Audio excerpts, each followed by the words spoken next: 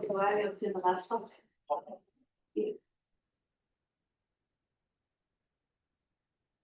So I will rewrite the definition of test convex orientation. Yeah. To make things more quantitative, and this will be helpful for our last part. So let's see the test work constant of a set of tubes. The minimum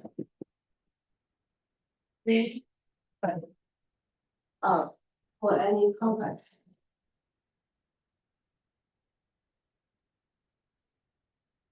Use the number of tubes contained in W is bounded by C times the volume of W divided by the volume of T. So previously we say that a set of tubes satisfies the test convex work activity is the same as the test convex work constant expanded approximate by 1. So the reason why we introduce this convex work constant is that sometimes we also need to know what's going on when this constant is slightly larger. So the theorem we discussed last time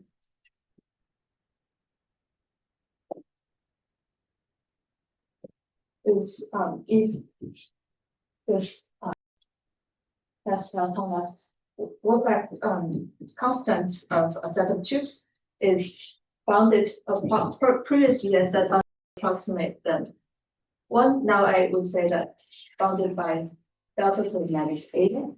So here the assumption of the theorem should be for any epsilon greater than 0, there is this eta, but that's very small compared to epsilon, such that the following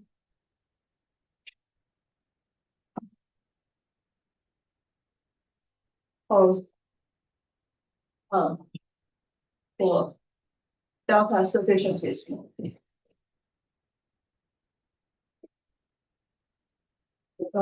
If the test convex work constant of set tubes is bounded by delta to the minus eta, then S. So this should be for any rho because it's sticky.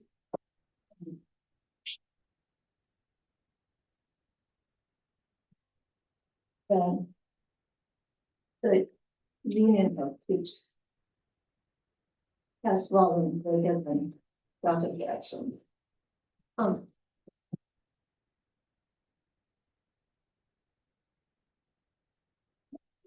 Or sometimes one can even give some little room here.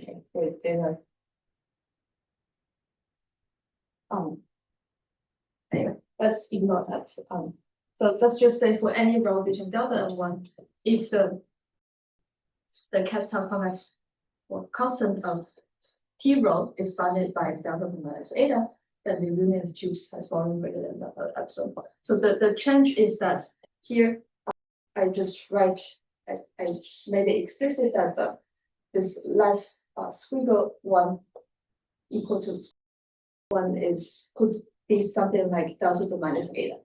The reason why you want to have this dependence is the following. We are going to use theorem 1 to prove theorem 2. Theorem 2 says that if the assumption is the same for any epsilon greater than 0, there exists eta greater than 0 exception at foreign host, but that they are supposed to be different eta. If the test convex work constant of a set of delta tubes is bounded by delta to the minus eta, and also everything happens in R3, then the union of tubes has volume greater than delta to the epsilon. So how do we see those etas and epsilons? When we prove the theorem 1, the sticky theorem 1 yesterday, we should think first of all, we take epsilon as small as we want. And once this is fixed, we should think epsilon is huge. And then we're going to take eta as small as we want for epsilon. So for this theorem, this eta is extremely small. But once we have this theorem, and we are going to use it as a black box. Well, we use this as a black box to prove theorem 2. This eta, we should think eta as enormous. And this gives us this is precisely the eta that's going to give us some room to run induction. And then this eta compared to that eta is extremely small again. So that is the reason why I want to reintroduce the notion of a convex warp axiom and also the convex the Castle convex warp constant to make that dependence of more Can you repeat what is the difference? What is the difference between 1 and 2? So yes, the theorem 1 is a sticky theorem because this has a row inside. Sorry. And that's sticky for any row between them. And this is what we discussed on the proof idea yesterday. And today we are going to assume theorem 1 to prove theorem 2. Okay, but theorem 2 doesn't have this. Yeah. And yeah. So as we said, once we prove theorem 1, we should think this eta as enormous, and then this eta is very small. This eta is very small. We are going to make use of the fact that we have some room here to run the induction. Okay.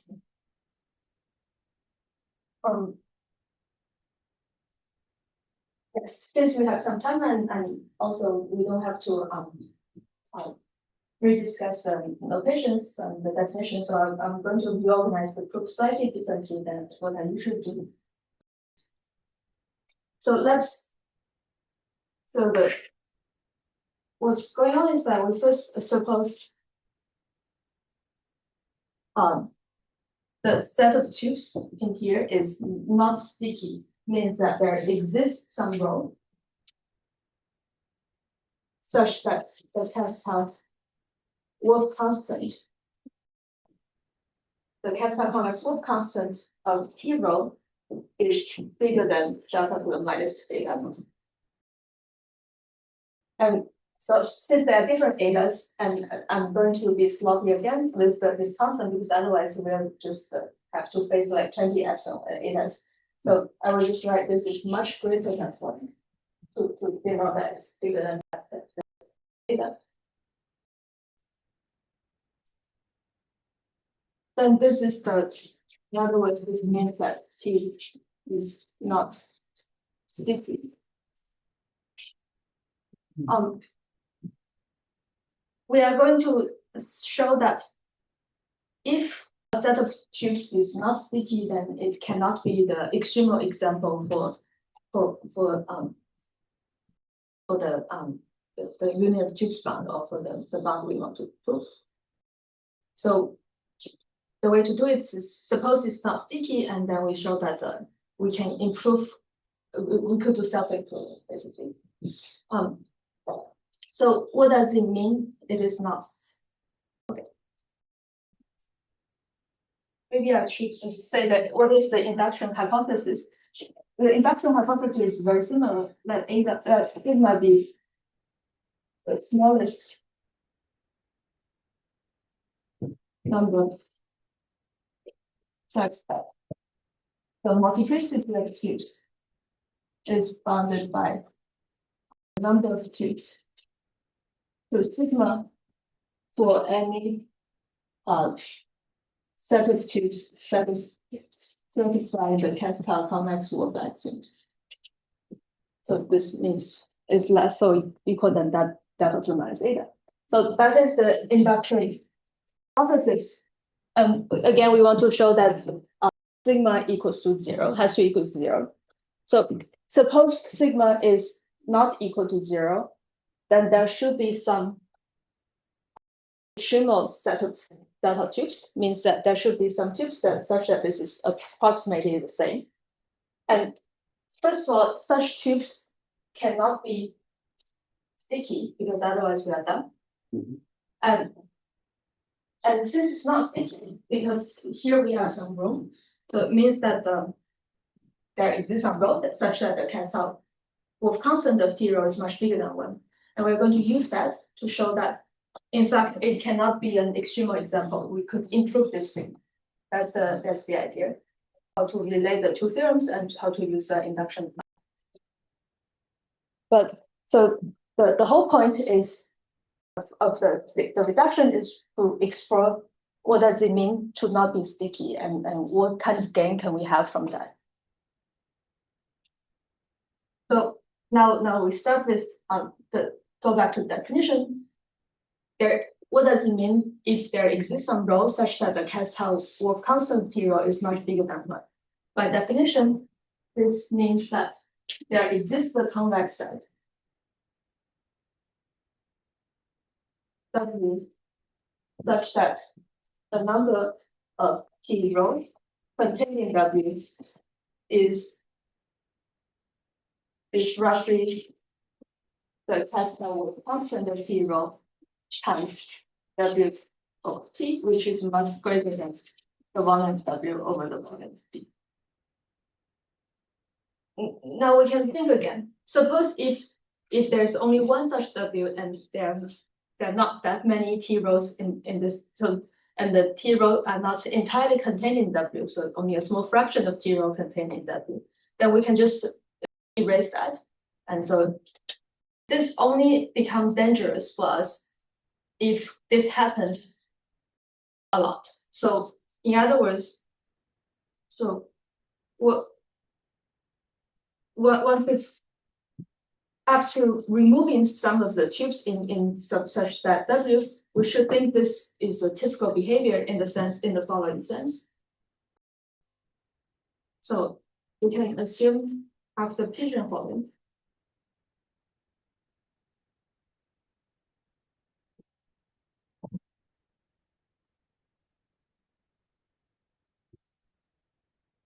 so it means that there exists T row prime inside T row. The number of T row prime. I'm just rewriting pigeonhole. So this is usually like up to some log delta. So this double squiggle is usually harmless. And there exists a set. I use blackboard W to denote a set of three. So here I can assume this is a typical behavior, and after pigeonholing, we can assume they all have roughly the same dimensions. So there exists an A times B times 1 boxes.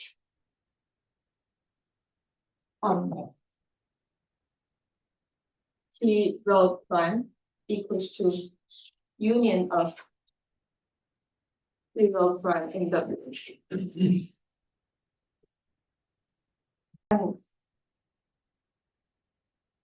And also this is roughly the same as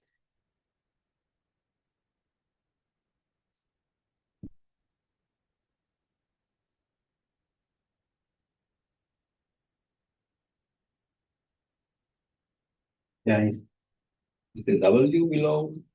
I'm confused. so there is a blackboard W. And this means the set. Yeah.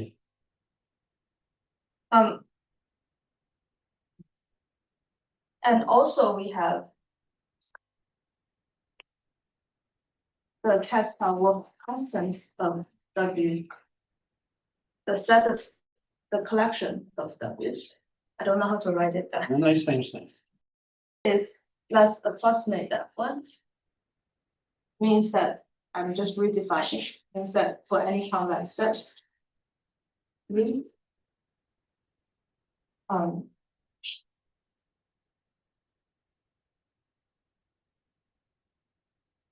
here I should replace by something. Number of W's contained in G is less approximate than volume of G divided by volume of 1 W. And second, for any W and by collection.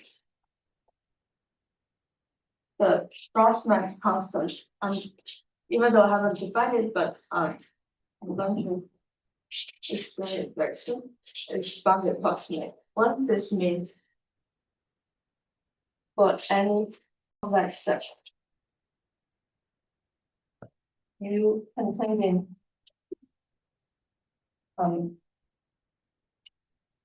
P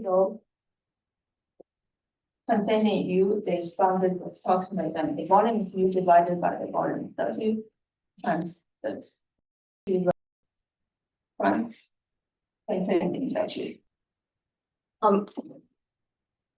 So intuitively, this is enough to understand.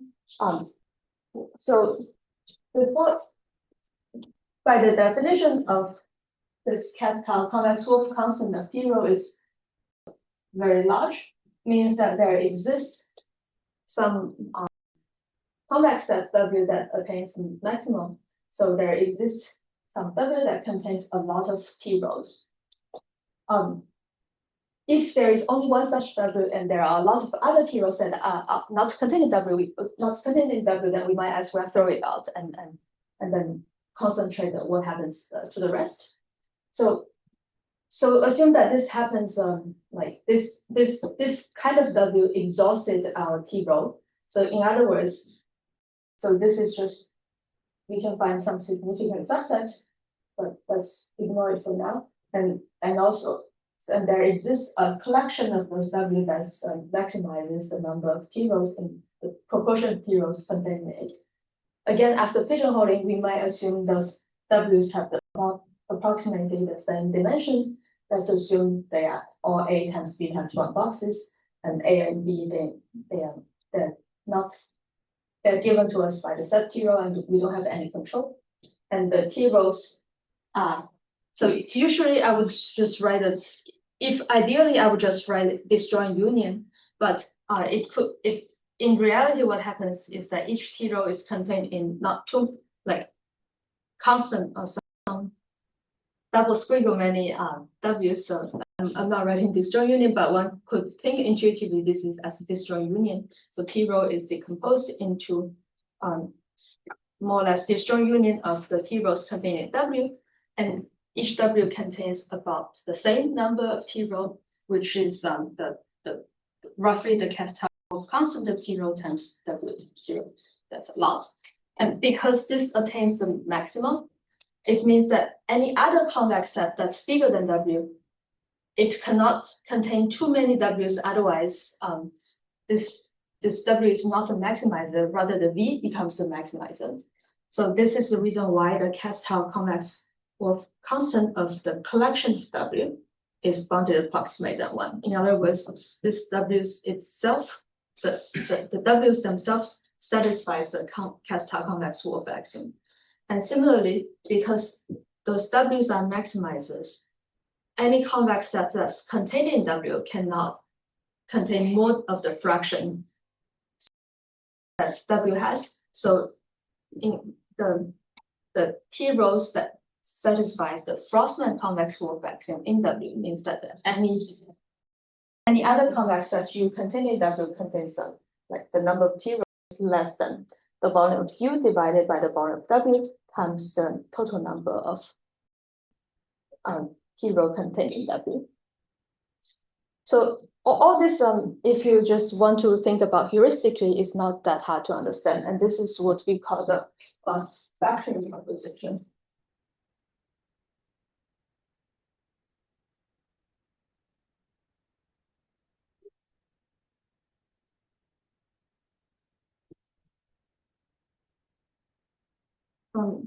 And this factoring proposition is very important because it helps us to make use of no stickiness. And later, it's also helpful when we want to find a structure for our set of grains. So, and the main idea underlying it is pigeonholing. But in order to prove it rigorously, we have to do the pigeonholing very, very carefully. And many pages of pigeonholing. So maybe before I move on, are there any questions about the statement? So the factors are the boxes for you. When you say factoring proposition, what do you think? I mean this whole statement for any set of row tubes. What is the factors correspond to the boxes? The factors correspond to W's, I think. Another thing is that here there is a more general version that is instead of T row, I could just say a given collection of convex sets approximate the same dimensions, the same proof also works. And we might in the proof we need to use that version as well. But let's first focus on the factoring T row instead. Okay, so now we apply this factoring proposition. Again, I'm going to ignore all the pigeonholing, so we might assume that T row prime is exactly T row. And we have the now we have a collection of W's for our T row that coming from the non-sticky set of tubes. The first observation is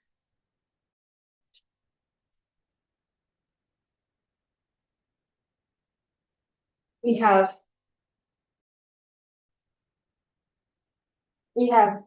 this W is A times B times 1 boxes. So there are two possibilities. One is A is much larger than, much larger. So I always assume that A is less or equal than B.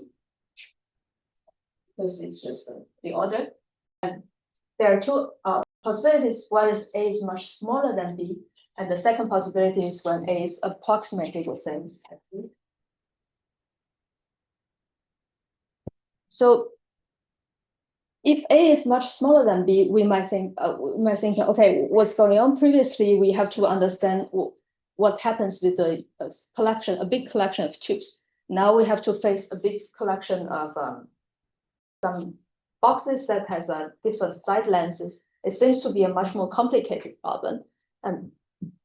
But the reality is that here, in fact, if we are going to see very soon an argument saying that if A is much smaller than B, in fact, we have some gain, and we can conclude already that this set of tubes cannot, the T cannot possibly be extremal. So the first part we are going to do is like to make use of this eccentricity of when A is much smaller than B, we're going to see some gain with some not too difficult geometric argument. So here is another.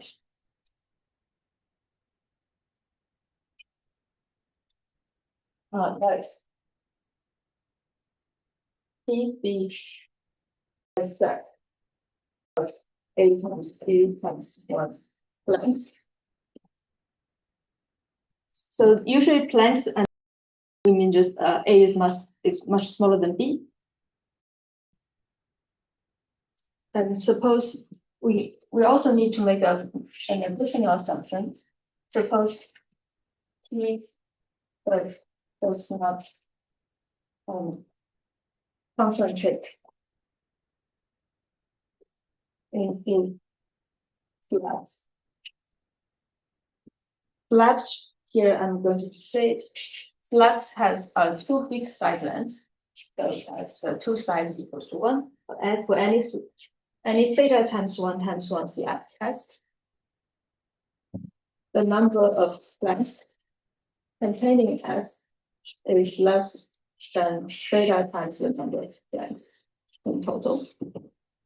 And if in addition the test tau fourth constant of the planks is approximately 1, then the multiplicity of planks is bounded approximately A over B to the sigma times number of planks to the sigma.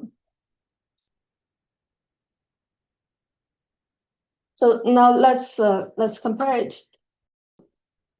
So even though I said that this lemma works best when A is much smaller than B, but when A equals to B, this lemma is just the induction hypothesis. So we haven't done anything. And with an additional assumption. Then when A is much smaller than B, let's first try to think naively if we are going to use this induction assumption. What's the immediate estimate we can get? So the naive idea is that since a Planck is A times B times 1, imagine we want to use the induction assumption about a set of tubes.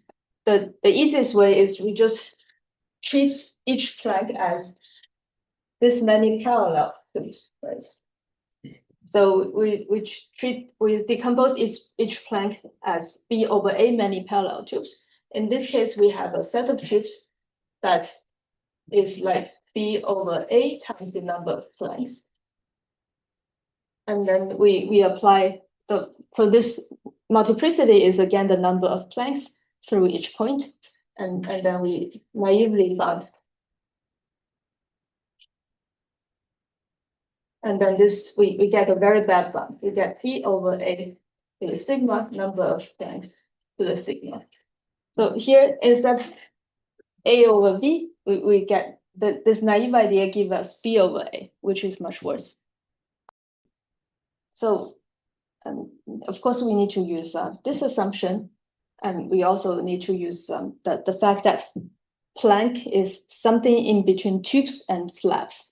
So if the Plancks, if B equals to 1 and we have a collection of slabs, then this becomes this incidence problem, like this becomes a union of slabs problem in R3. And this problem is not hard. We can just use the Cauchy-Schwarz argument that we discussed in the first lecture.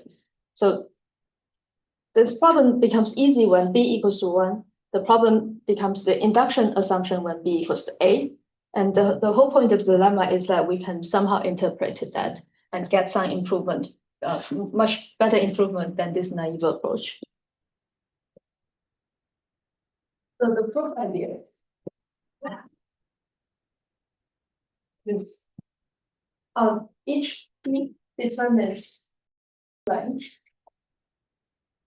So BA1, this blank determines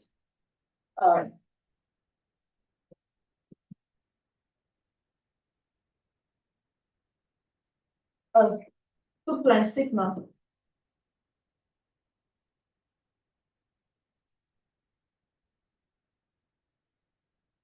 P up to an error of size A over B. But the reason is that if we just think about the two planes that passing through, that sort of lies in the center of the plane, then it has some room to rotate. The room to rotate is A over B. And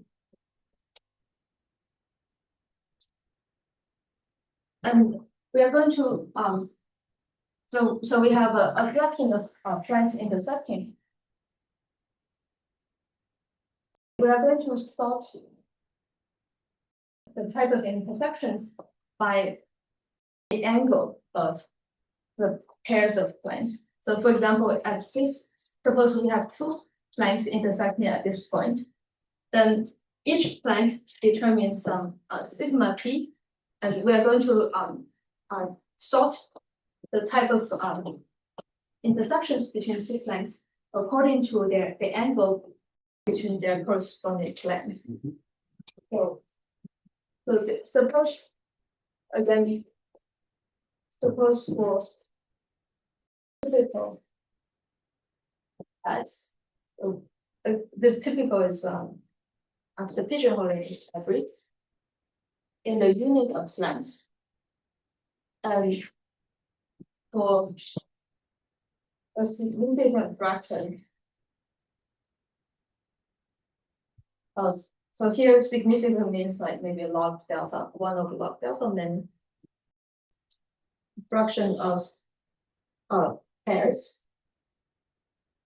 T1 and T2 passing through us. The angle between their two planes is roughly theta. So this is and now we are going to discuss case by case according to the size of theta. So the first case is where theta is roughly A over B. This is a case of tangential intersection.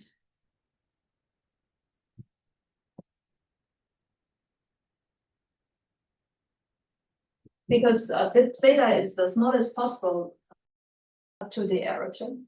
So this. Then what do we know? Let's imagine this picture is a tangential intersection. What do we know is that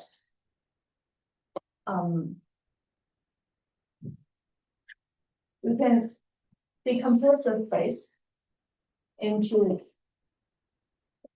slabs A over B times 1 times 1.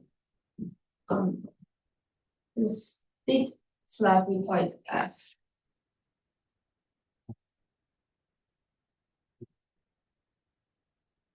And since the P's intersect tangentially, means that for any given P1, all the P2 that intersected tangentially should lie in this big slab S of dimensions A over B times 1 times 1. That's contained in a parallel way. And so this means that the multiplicity of P is bounded by the maximum of all the slabs of multiplicity of P bracket S. So this notation means the following. This means that not only the planks are contained in such a slab S, but they also they are also contained in a tangential way. It means that the plane direction sigma P is parallel to S. So this means the fraction of P is contained in S and sigma P is parallel to S. So when the planks are intersecting tangentially, we can bound the multiplicity of planks by the multiplicity of planks that's inside some S. So this reduces, to some extent, this reduces the cardinality. In fact, it reduces a lot by using this assumption. Suppose P does not concentrate into slabs. And now the next step is just to apply that assumption. So already the number of planks contained in S is already less than the number of theta times the size of theta times the number of planks. So by induction, and when I say by induction, what I mean is that this one after rescaling becomes a set of tubes. So this is S, and if we rescale it,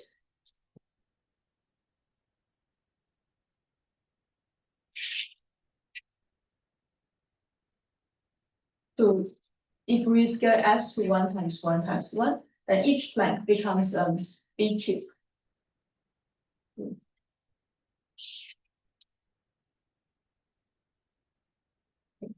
So indeed, we can use induction because after we rescale this set, it becomes a set of tubes, and we use our induction hypothesis. This is bounded by number of planks as to the sigma, which is bounded by theta, and here theta is A over B, so A over B is the sigma times the number of planks.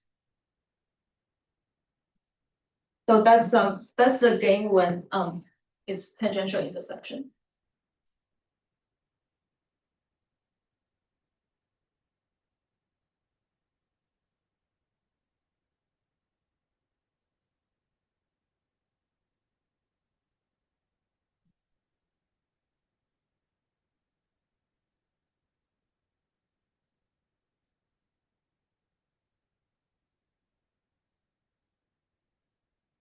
What happens when it's not intersection? Now I'm going to just talk about the other extreme case.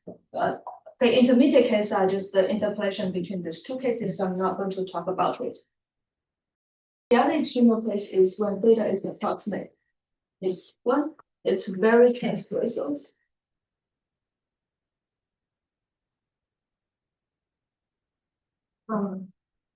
So we can let the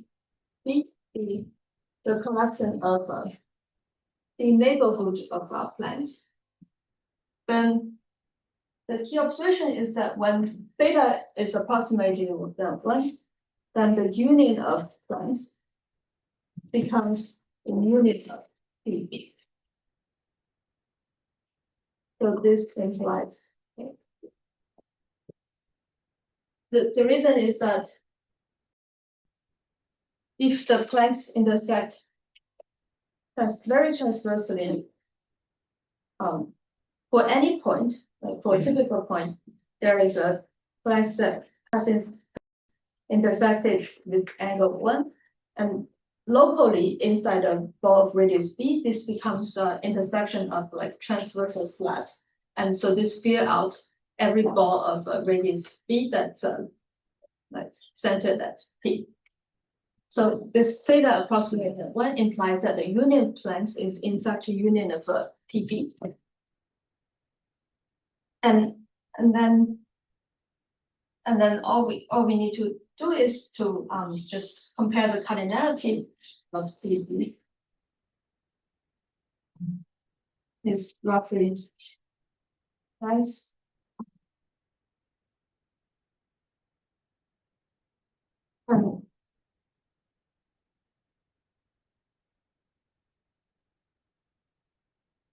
And so we're going to use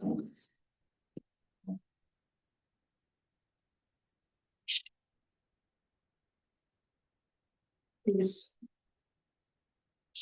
roughly number of cubes, number of TB times b squared and divided by t.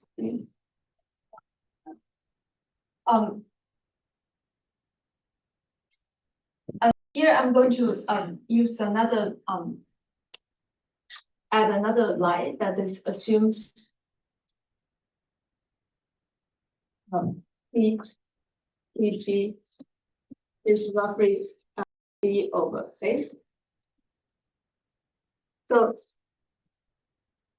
the number of planks in TB cannot be more than b over a.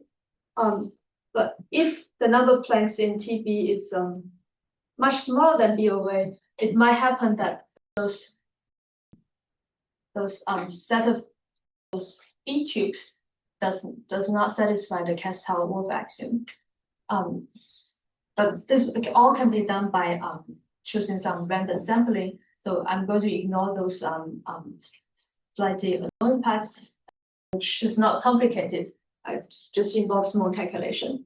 So let's assume that it's approximately b over a, and that this implies that the Castell-Wolf constant of TB is also bounded approximately 1. And this simplifies the calculation.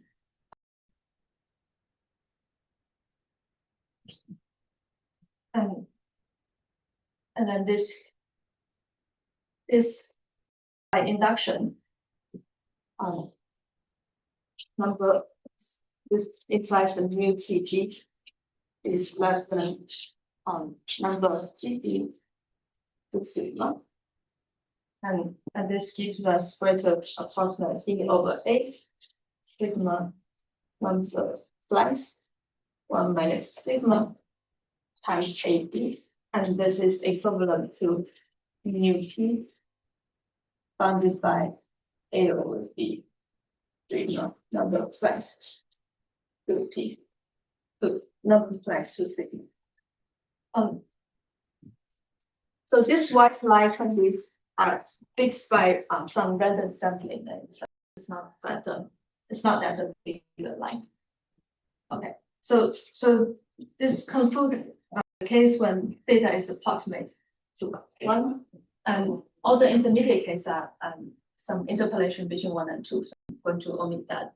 And all this is trying to convince you that when we have a set of row tubes that has a big Castle-Wolf constant, and we apply factoring proposition to the set of row tubes. If the outcome is a set of W's with such that it has a huge eccentricity, A is much smaller than B, then we are going to get some improvement. So the way to get improvement is mu T is bounded by mu T W times mu W.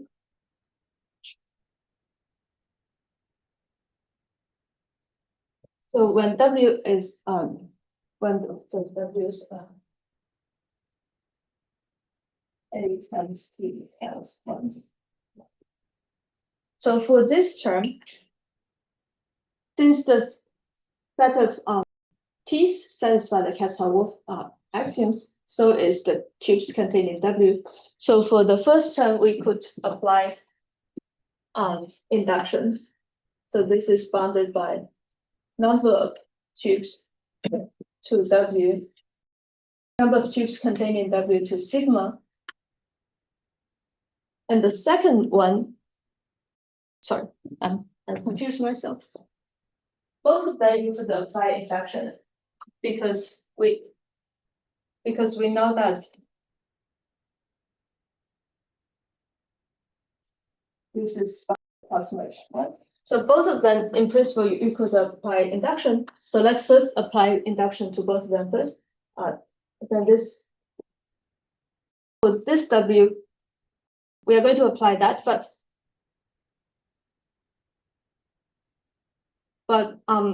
for this W, we do not have this not concentrate in slabs yet.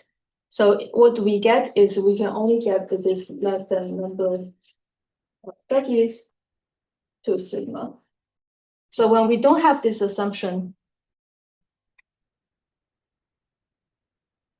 this part we no longer have the gain. So we go only bound trivially by the number of W's to sigma.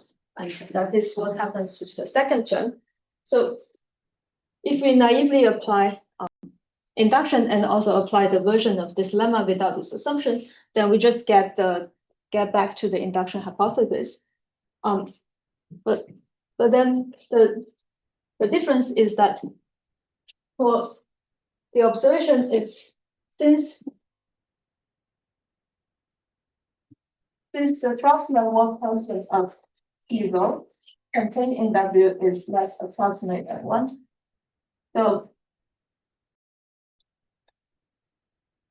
So this implies that this hypothesis of P not concentrate in slabs holds for the rescaled version of T containing W. So we have a set of tubes contained in some W's, and because the A is much smaller than B, after rescaling, those tubes becomes planes, and the W becomes a unique cube. And for this one, we could have an extra A times B to the sigma gain, and that is why we have an improvement.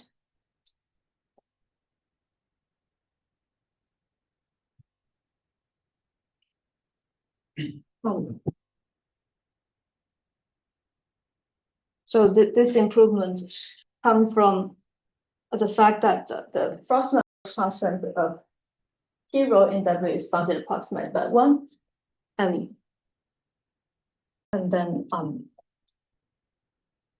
and which means that the corresponding rescaled planes satisfy this non-concentrate in slabs assumption, and so we have this extra factor of A over B to sigma gain. And now, are there any questions about this part? So I think that when when we consider union of tubes or even how tubes intersect problem in three-dimensional space, for a long time, since the tubes themselves are already very complicated, so why do we go to even more general object, meaning the planks? But in fact, the observation is that the planks is not as hard to deal with because it has some easy part that relates to the fact that the planks it looks like slabs. If we locate in smaller balls and we know how to deal with slabs, and the difficult part of planks is the part that looks like related to tubes. So and this observation means that the planks are not really enemy, instead they are friends, because we can use the part that looks like slabs to give us some extra gain, that is this gain. But why don't you lose something in the interpolation argument and going from theta to the two extreme cases? So you mean theta between You know, A over B and 1. It cannot be 0 because the yeah, but smallest as resolution is. yeah, but why there is no something in between which is worse than what happens in there? Okay, yeah, I can tell you very quickly what do I mean by induction. So if this theta is between A and B, we just thicken this tube, this planks to such as theta B. Mhm. And then the union of planks is the same as the union of thickened planks using the argument second part. And once we have thickened that, those new thick planks will intersect tangentially, and we use the first part. So we don't lose anything.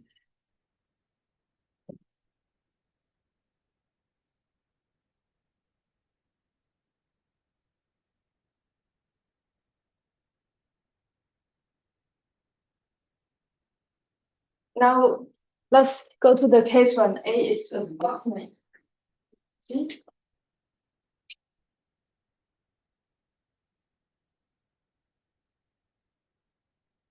And this case will go back to my usual talk. So the multiplicity of cubes is bounded by the multiplicity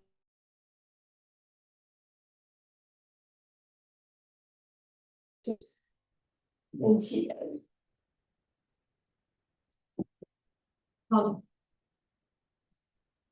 So the first one, since the TAs also satisfy the Castel both axiom, because TAs are the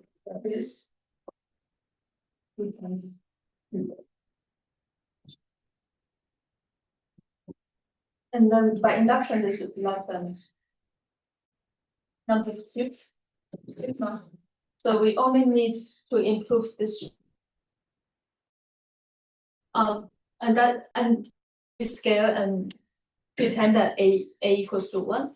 So which means that after rescaling, we can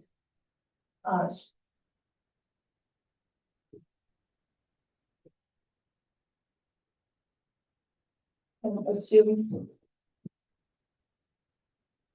A equals to 1. Means that we only have to deal with the second term and hope to get the improvement.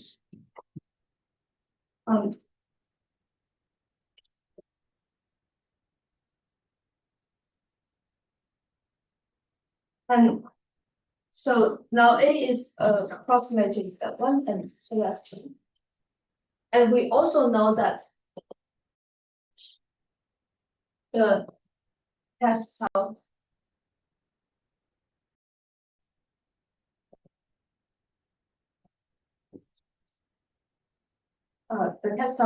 Wolf constant of T rho is much bigger than 1. And we also know that the number of tubes contained in W, which is TA, which is a unit tube, which is the entire tube T rows, is roughly the Castel constant of T row times 1 divided by T rows.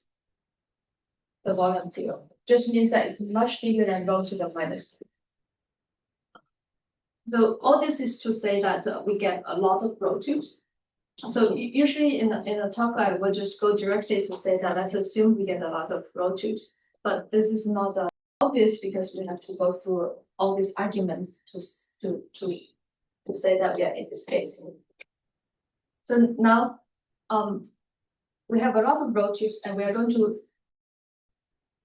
to explore this fact and obtain something. So now we have a scale row, and it's as yesterday, we are going to do induction scales on the multiplicity. So we are going to decompose the tubes passing through one point.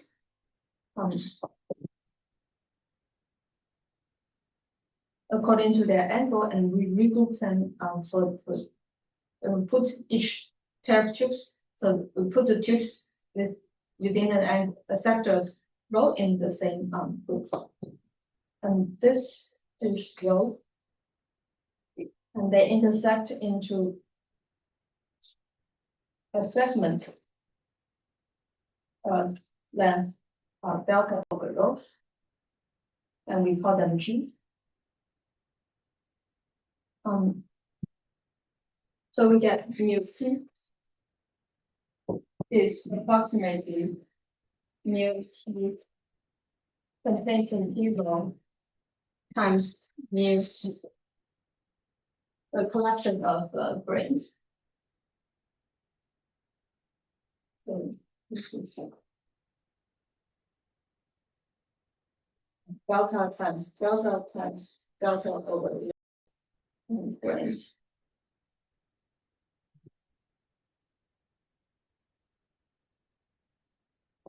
And this is always approximate inequality after pigeonholing.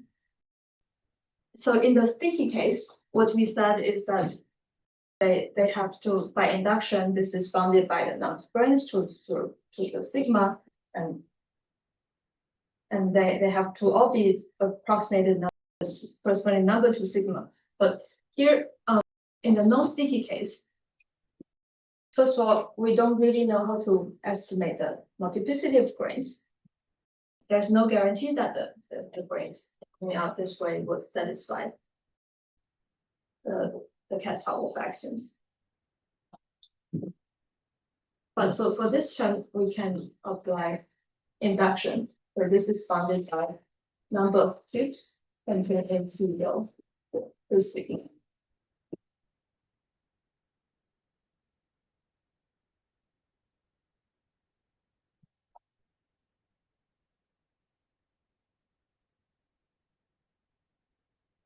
And we're going to apply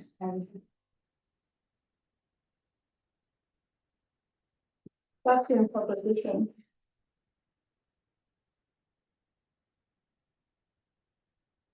to the collection of grains and obtain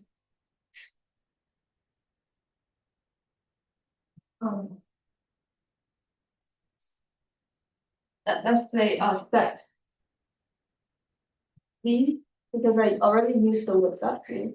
Let's use V of small a small b times delta over rho boxes, and the G is going to be roughly a disjoint union of V contained in V. And second is the Cass-Howell constant of V is less approximate than 1. I'm just repeating the vacuum proposition that we have seen before. And the third one is the Frostman Wolf constant of V contained in V is bounded approximate. So now let's digest this output.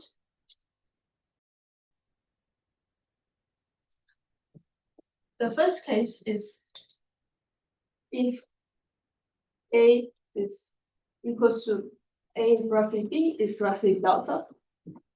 So what does it tell us? The D becomes like D.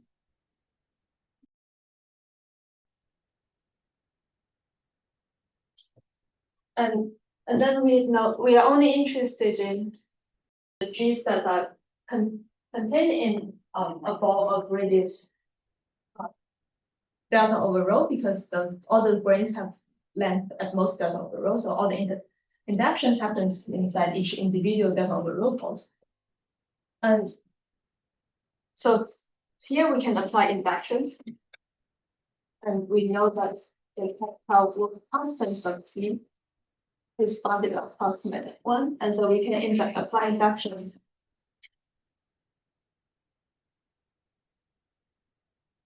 number of G.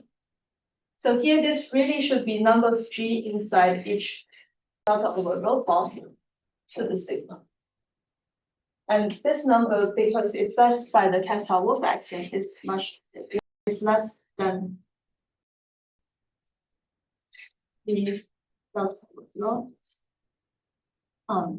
Delta times delta over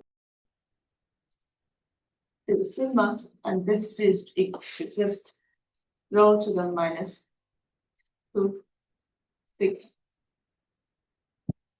And here is where we use this key observation of the key consequence of the non-stickiness, and also all the argument before that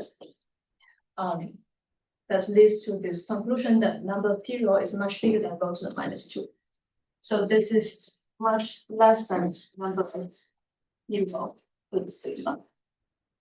And now with the plugin, this is much less than number of T rho to the sigma, and thus much less than number of T to the sigma.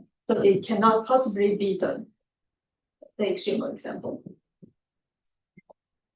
That's just the first scenario when A is roughly B, roughly delta. Are there any questions?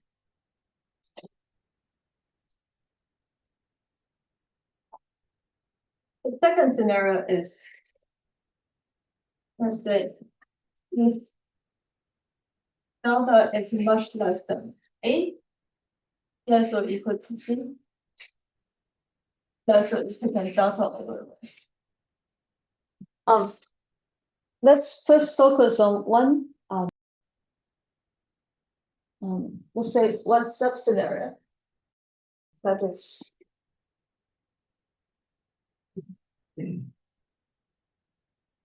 suppose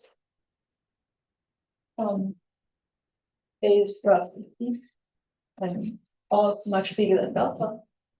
Then what do we get is we get the HV is some fat which is U. And the grains are same tubes inside this.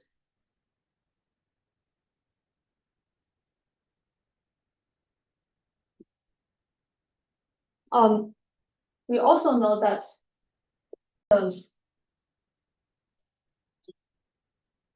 the grains inside these satisfy the Frossman-Wolff axioms. And in the first lecture, when we state the theorem, so we call the theorem, but this is not something we can use because we are. I'm sorry. This is not something we can use because we are on our way to prove the theorem, so we cannot use the theorem. But at least we can use the intuition.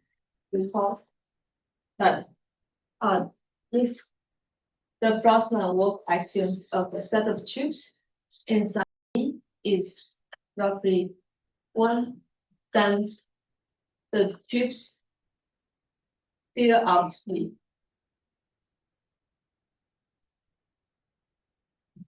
So that's the theorem that we stated in our first lecture, and we are on our way to prove it, so we cannot use it. But the heuristic is that if the Frossman-Wolff constant of the set of tubes inside V is small, then the tubes should essentially fill out V. And so we are going to use the same intuition here because the grains, which are tube segments, the Frostman-Wolf constant of the grains inside V is small. So the grains should essentially fill out this V. But we also know that the union of tubes is roughly the union of grains. So this implies that if the grains themselves fill out some larger ball, this means that it becomes roughly the union of TA. And since A is much bigger than delta, and knowing that the union of delta tubes is roughly the union of some thicker tube, this already gives us some improvement. And we plug in and we can say that this cannot possibly be an extremal example. But there is a lie here because this approximate equality, but this approximate equality is a consequence of some theorem that we have not yet proved, that we are on our way to prove. So how are we going to do that?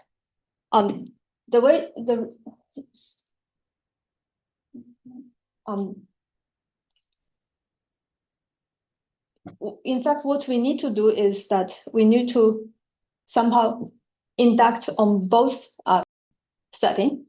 So with this amount of information, we can, and also, so with this induction hypothesis, and also with the sticky Kakea theorem, we can get some partial progress on this statement.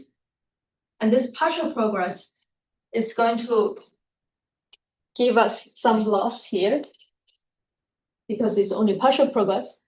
It's going to give us some loss here, but this loss is in the loss that we obtain is enough to help us to say that the T is not extremal. So so that's why the induction is like twisted. So to illustrate this idea, I'm going to state theorem of Tom Wolf. So Wolf's X-ray estimate.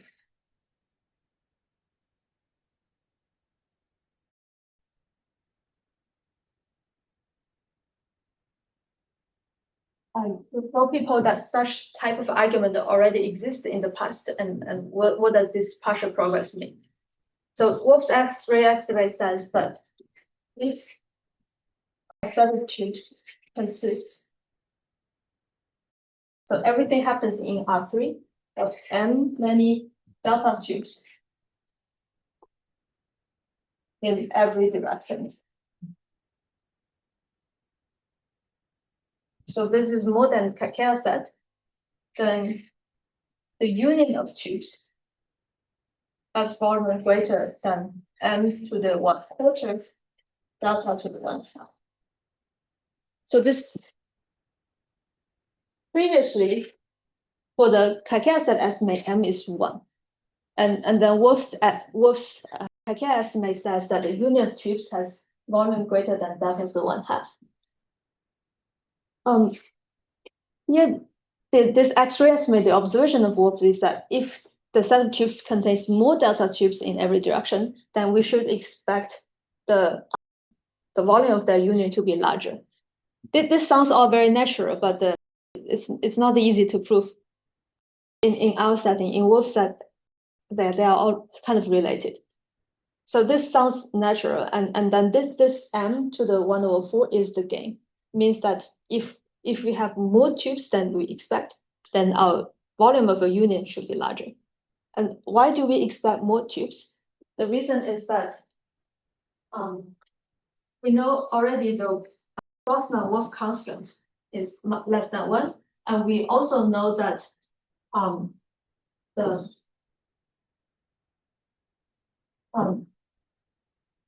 and we also know that the number of grains inside V equals to S our Wolf constant V times V over V. And we also know that this number is much bigger than 1 because otherwise we might as well be in case 1 and we are done already. Again, and this when we say we are done already is because T rho is much bigger than rho to the -2, and T rho much bigger than rho to the -2 come from that it's non-sticky, coming from the delta to the -eta stickiness in theorem 1. So that's why I always said that delta to the -eta should think that's huge. So because we know that the Kassav constant of G is much greater than 1, and this is the same as in the same spirit as this M is much larger than 1, so we have a more than expected volume. And this is what gives us some maybe I shouldn't put loss here, so I should put more than expected.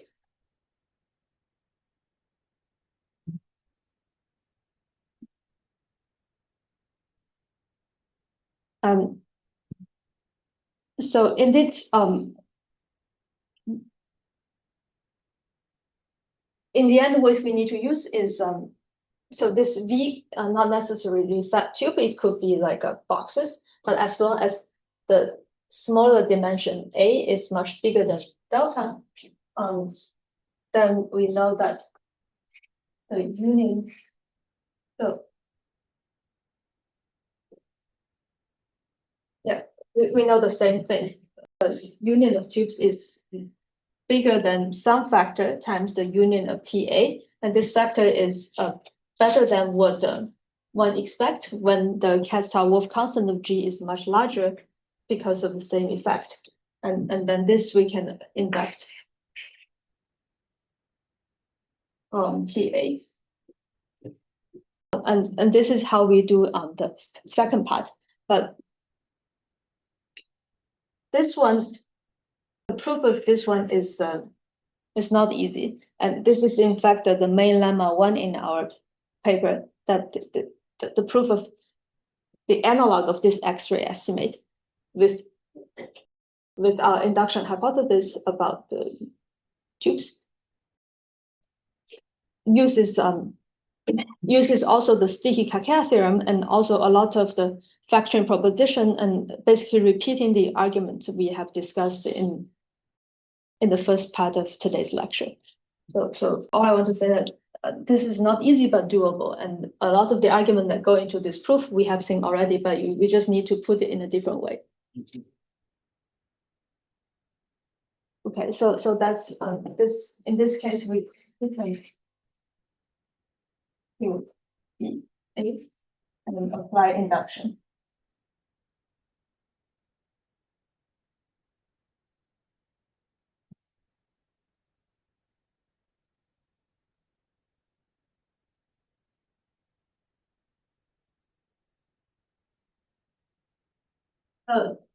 Now the last case is also CT.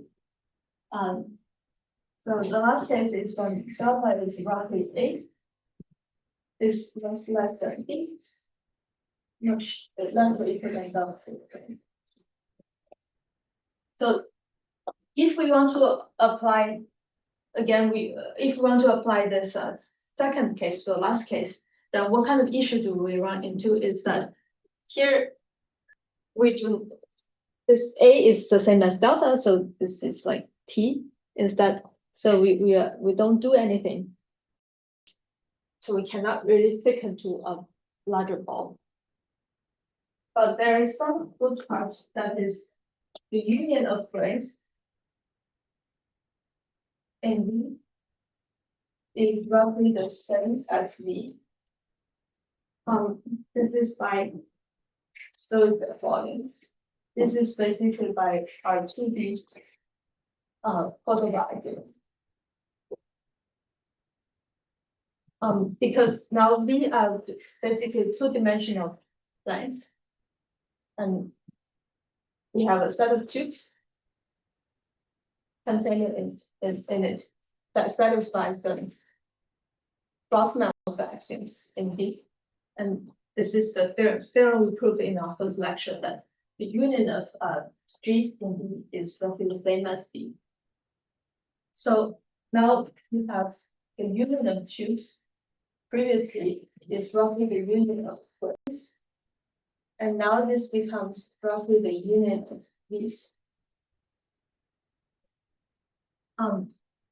So we managed to say that the union of tubes is roughly a union of something that looks a little like two-dimensional locally. This is somewhat similar to the sticky case where we say that a union of tubes is a union of slabs, but this becomes springs. This becomes V's, and V we call them Planck because the smallest of the dimension is delta times B times delta over V. And B is larger than delta. And here is again why analysis at the beginning of the lecture is useful, because in that part we study in detail how to think about Planck intersection and how Planck intersection is in fact helping us. Planck means that the smallest dimension is delta, and then the B is much bigger than delta.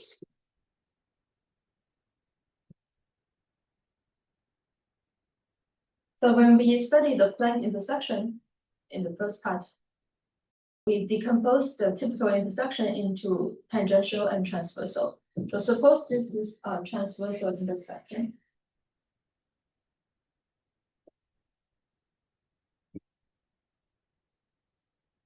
So this will be very much like case 2, but simpler. In other words, the angle between B1 and B2 is roughly theta that's much larger than delta over B. So the error is delta over B.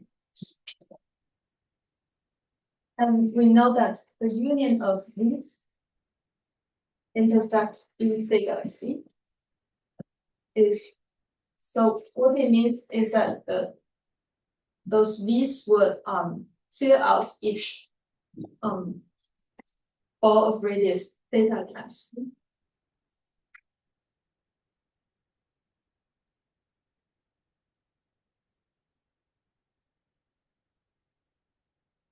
So there are two planes have a relatively large angle, and we can thicken them for free. Increase theta B. And since theta is much bigger than delta over B, so this term is much bigger than delta. So indeed we thicken things. And this gives us this roughly the union of D theta B. And because this is much bigger than delta, and we obtain some gain, and this which shows that the initial set of tubes cannot possibly be extremal. Sorry. This part is only when it's transversal intersection. When it's tangential intersection,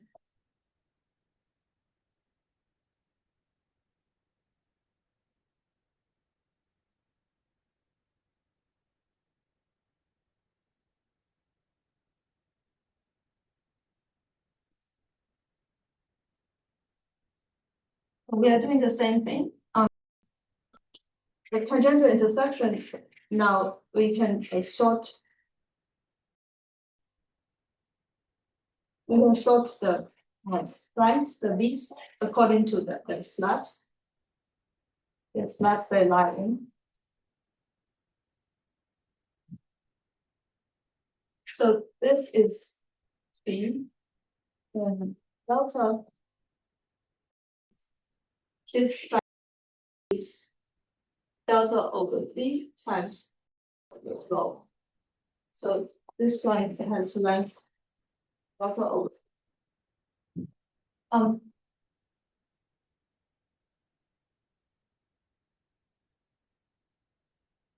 But however, we cannot just estimate the intersection of these as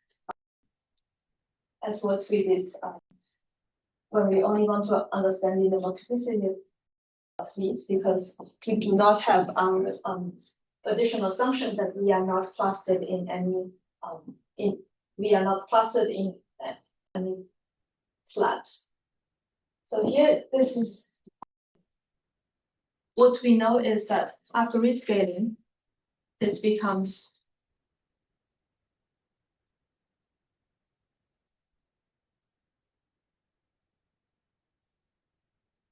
from B2.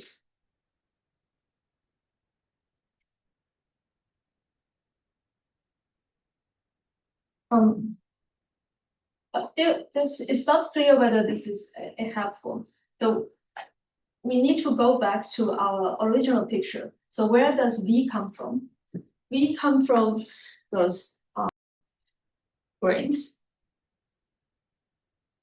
And each grain comes from a tooth.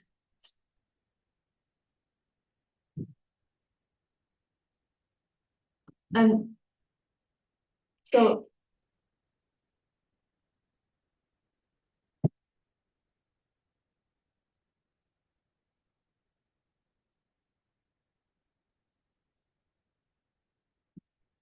what are we going to do is everything go back to the starting point. Now mu t is bounded by mu t rho prime times mu v. And t rho prime, what is rho prime? Rho prime is this angle, which equals to b over rho, b rho over rho, and much together.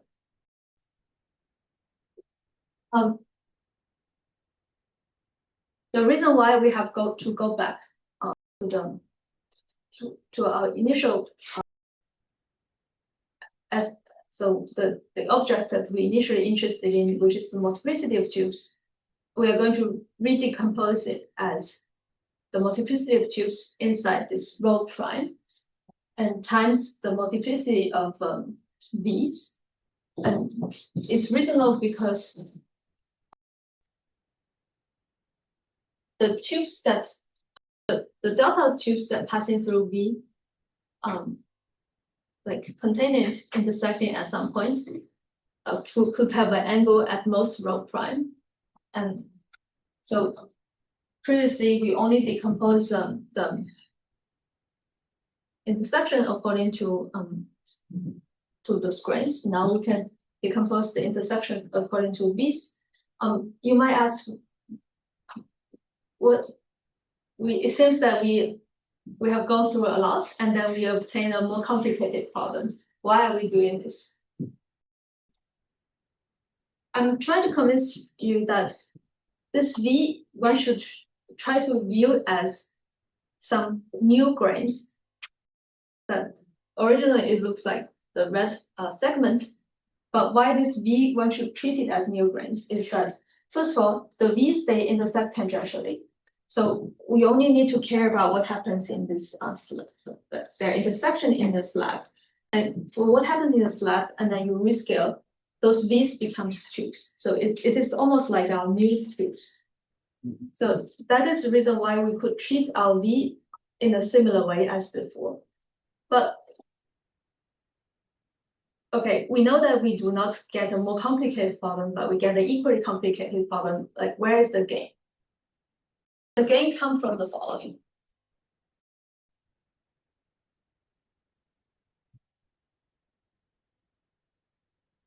So previously we start with some grain that has length delta of the rho. And after a very long argument, we managed to conclude that, in fact, those grains has to clear out their V's, and each V themselves could be treated as a new grain. So when we treat our V as a new grain like this, we repeat the same argument. Either we stop somewhere before, which means that we already win because all the conclusion that happens before saying that such a set of tubes cannot possibly be extremal and we are done. So either we stop somewhere before or we reach the last case.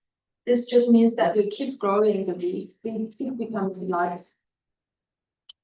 Because if this V does not become larger, if we don't reach the step, there is this 3.2, then we are done.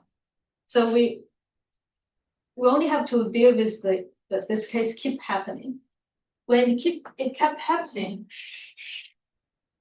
eventually it's going to be like maximum possible that this V has a silent delta over rho. Let's assume for a moment that delta over rho is large. Let's say it's roughly delta to the epsilon. So let's assume this for a moment. Then we know that the set of V's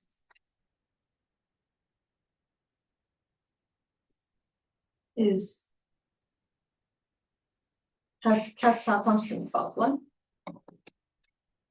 And now we have a set of almost slabs with Castle constant about 1. And we understand we can just use the L2 callable argument to understand what's the union of that.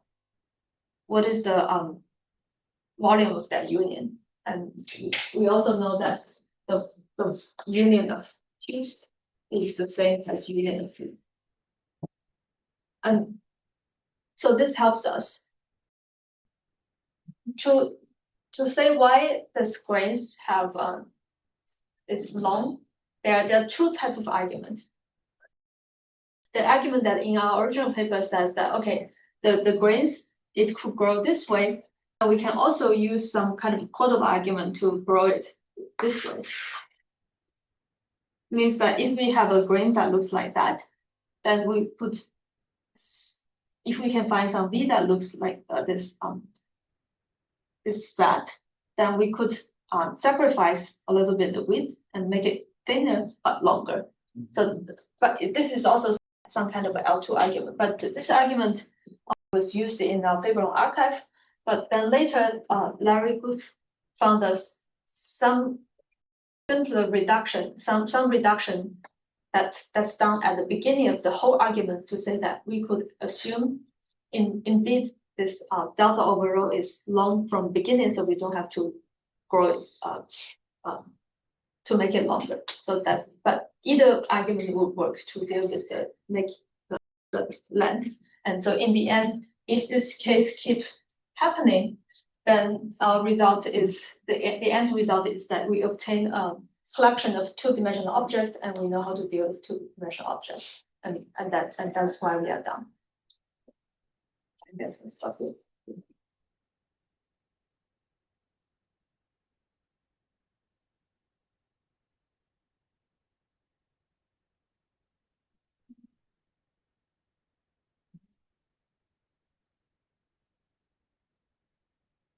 So what was your perspective for the higher dimensional case?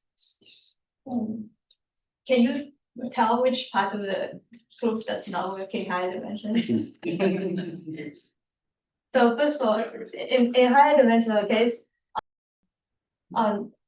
here we in high dimensional case there's x, y minus z w equal to 1 example. The second enemy example that I talked in first lecture. So this means that we need to, when we define the Castle-Wolf axioms, we need to define on semi-algebraic set instead of convex set. Because this is a project, and its delta neighborhood contains a lot of delta tubes. So we need to exclude them. So it means that we need to say that for any semi-algebraic set,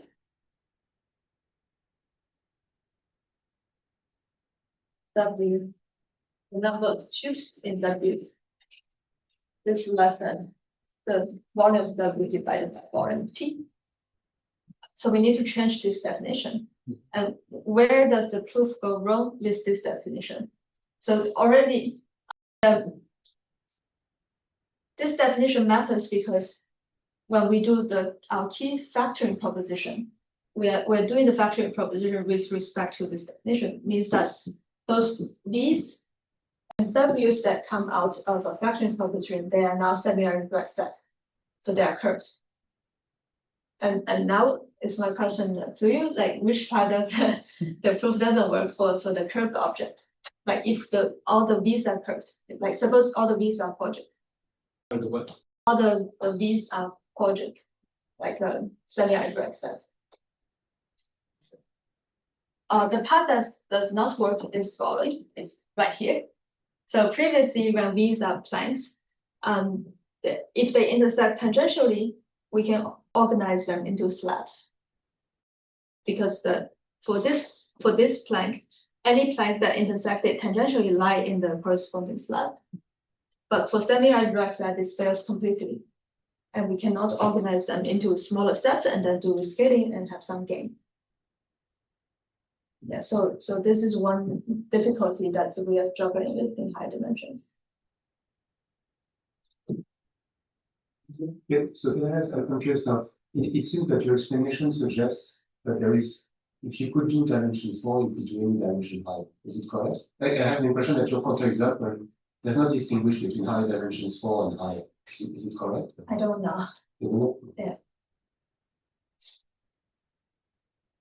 Yeah, Another thing that I should say is that in dimension 4, George Zhao has some arguments saying that in dimension 4, the only thing we need to worry about is quadrant. He uses some real algebraic geometry that dates 100 years ago that says that in dimension 4, the only thing we need to worry about is quadrant. But in high dimensions, we could worry about the higher degree polynomials. I could have other limits. Yeah. Are you saying that the argument for the sticky case works in dimension 4? Or... I mean, you're saying that the problem is here, so this was a reduction to sticky. Right? So... I hope so. Okay.